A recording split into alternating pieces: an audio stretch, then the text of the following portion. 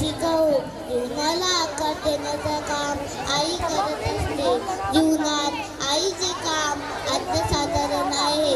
आमच्या इयत्ता पहिलीच्या जीविका कर्णेकरला आई विना मला करमत नाही हे ऐकूया तिच्या वैयक्तिक गीतातून.